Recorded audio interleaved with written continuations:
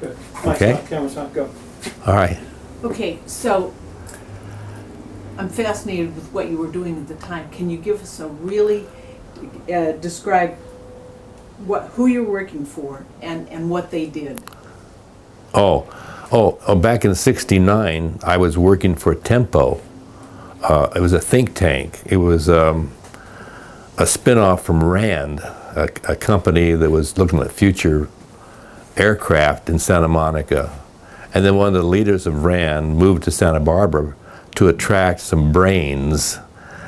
And he had a contract with General Electric Company to look at the future 25 years from today. And he called it Tempo, and called it Technical Management Planning Operation. And he hired probably 500 people. We had most of downtown, at all the major buildings, and we would study the future. And our clients were countries, cities, corporations, and then we got into NASA, and the future of whatever, whether it was transportation or whether it was population in South America, or it might be how to build a home in Algeria. And as a matter of fact, I went down there to help them build Adobe homes because all they had was oil and dirt. So we could mix a little oil with dirt and make a very permanent home. That's the best use for oil I've ever seen. Stabilized brick. And maybe that's not too good because you should once you build an adobe, it should melt back into the earth, and then you could build a new structure 100 years from that point of view. So anyhow, so I worked for Tempo and as an art director, and when all these PhDs would come through with these concepts and ideas about the future for this country or the business or the corporation or the government, then I would visualize them. I would draw pictures, and then my boss would make a presentation to a company or a country and use slides and use my artwork. For instance, you might say, well, what would it be like to live on the moon? And what would it be like to go up there for an evening to watch a ballet dance on the moon? No gravity, right? Or very little gravity. So we did these far out ideas, and as far as computers are concerned today, back then we didn't have computers, but Tempo, we had the first dozen computers, and they were the size of refrigerators. Now you can put all that information in the palm of your hand. So we had the first generation of computers, and GE and Tempo utilized them, and we put them in we tried them out in public schools, and other things like that. So we were an advanced corporation. That's where I came from. I'm a strong environmentalist, so my relationship to GE was interesting because they'd be talking about developing an electric knife, and I'd say, let's develop something solar, you know. But you know, I'm just a little guy in a big corporation.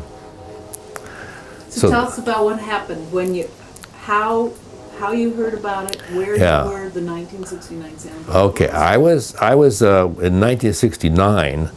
I was working on the 4th floor of the El Paseo building that overlooked the ocean from where I sat. And I have a friend named Dick Smith, who was a reporter for the news press, the local newspaper. He was flying over the channel this particular day, and he saw a big blowout going underneath a platform in the channels. It was Platform A, the Union Platform A. And he saw this big platform. He phoned me from his airplane and said, there's a big blowout going out here, bud. What are we going to do about it? And I said, right away, I got so angry, I just screamed out, we got to get oil out. And my boss was in the next office, and he said, hey, get oil out, GOO, good name. So we went with GOO, and we said, well, what can we do, you know, to stop the oil drilling in our beautiful, pristine ocean down in Santa Barbara?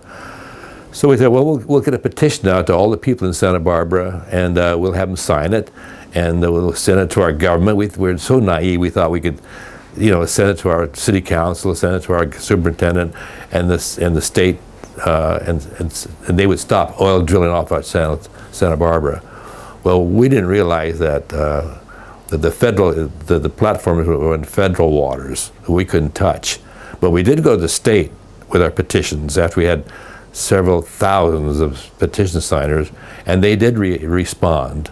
The state did eventually remove, I think it was Proposition 20.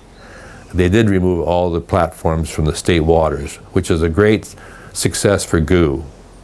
And so that's how it started. And then ever since that time, we've been fighting the offshore oil, the federal waters, and that's hard to touch. They're so big and so involved, and they're so, I mean, let's say that the oil companies, I think there's about 100 oil companies, lobbyists for every senator and congressman out there, so they have a huge influence on the federal government. So our federal government doesn't have the courage to back down from the oil company. The oil company is so big and so powerful in our country that we're going to have oil for a long time until we get smart enough to get switched over to oil, to solar. I'm sorry, to solar. You said earlier that while you hadn't been involved in a lot of the cleanup itself, you had contact with the birds. Tell us about your contact with the birds on the beach. Well, yes, we couldn't do much as far as cleaning up the oil because it was such a huge, massive problem that we could do small things like pick up birds along the beaches, and we picked up hundreds of birds. Not a single bird in those days survived. Even though we had techniques to clean their feathers, but none of them survived. There were thousands of birds lost, mostly grebes. And that was, you'd stack them up, as high as you could stack up a stack of birds there as high as you are. And then we'd try and take them off to wildlife care people. They couldn't save them, so all the birds died. And then there were dolphins exposed to it. There were sea lions, I think San Miguel Island, where all the sea lions hung out. A lot of those got oil and goo on them. I don't know if we lost any with that, but we probably did. And so we did what we could to protect the animals. That's the best we could do. But what we could do as individuals was to protest. So we protested with our petitions to the governments.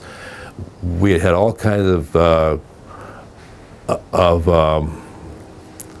events where we would block the Stearns Wharf from the large oil companies who were trying to taking their oil derricks. I mean, taking their supplies, the oil derricks off our city-owned wharf. No more fishing off our wharf. It was all given to the oil companies, and there was no. We call it the park a plank park because it's a wooden platform, for fishing. And there's no more. There's no more use of recreation from our wharf, and so we blocked the large oil tankers from coming onto the wharf. That was one of the events. And then we would send off little bottles of oil that was collected out of our harbor to every government official there was, so they could see for themselves what we were dealing with. And I can recall seeing the oil come ashore a few days later from the oil blowout, and it was really weird.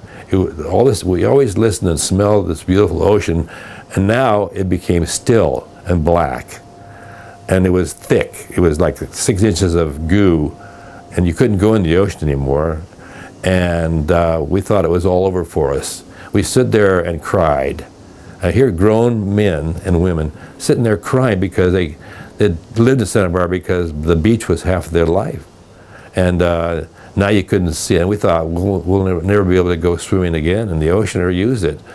But eventually, years later, it cleared up.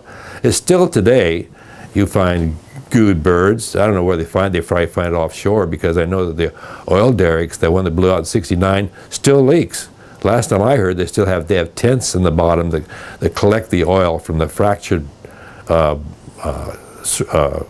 the fractured bottom, because it's mostly stone out there, I guess, rock bottom, and so it's fractured the bottom, and they still collect the oil and ship it, or it's run through a pipe to Ventura. But we see after effects from it all the time. If the wind changes, if the tides change, we have oil on our beaches. You can come down to the beach almost any time of the year and find some oil or goo, and I'm sure it's from the platforms. Of course, the oil companies will tell you it's from a natural seepage, and we have that too, but it's mostly gas, and very little oil comes out of them. But I mean, Mother Nature has had seepage in the ocean for thousands and millions of years, but that's fine as long as Mother Nature did it. It's okay. But when man intrudes on Mother Nature, we make some big mistakes. Tell us how you Cut. state. I need to change media, please. Okay. Tell us how.